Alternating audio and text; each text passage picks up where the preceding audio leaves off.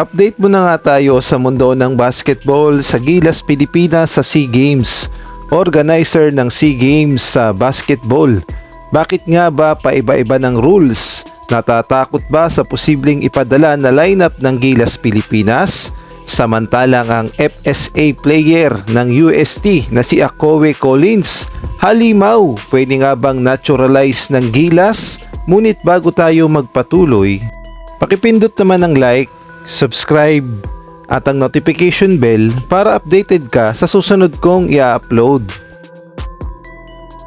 Marami na ngang naguguluhan kung ano nga ba talaga ang totoong rules ng Thailand pagdating sa basketball dahil kung atin ngang babalikan ay nauna na nilang sinabi noon na FIBA rules tapos naging only passport rules tapos eto na naman pumutok ang balita na iniba ng Thailand ang patakaran at ginawang only local player rules. Kaya naman marami ang nagtatanong, bakit ba paiba-iba ng rules ang Thailand? Natatakot ba sila sa posibleng ipadalang lineup ng Gilas Pilipinas sa kanilang mismong baluarte sa Thailand? Kaya naman ganun na lamang ang kanilang pag-aalala at iniba-iba ang rules.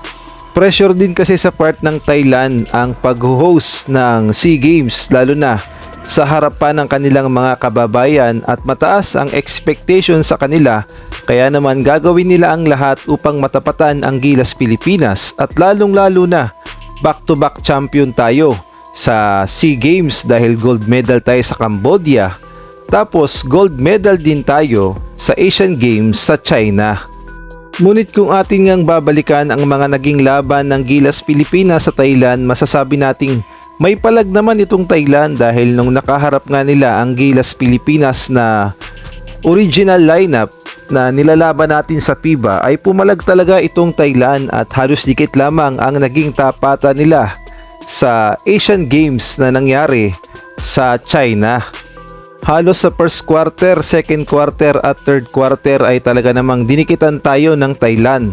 Sa fourth quarter lang talaga nakabawi ang Gilas Pilipinas, kaya naman natalo ang Thailand at masasabi nating napakalakas talaga ng lineup na ipinadala dito ng Thailand, lalong-lalo na siguro sa paparating na SEA Games sa kanilang baluarte. Expect na natin na mas malakas ang lineup ng Thailand at sabihin na natin kahit na wala silang naturalized player, kung puro Thai America naman ang kanilang ipalaro tapos mga local player pa ay talaga namang mapapalaban ang Gilas Pilipinas at masasabi nating papalag ang Thailand.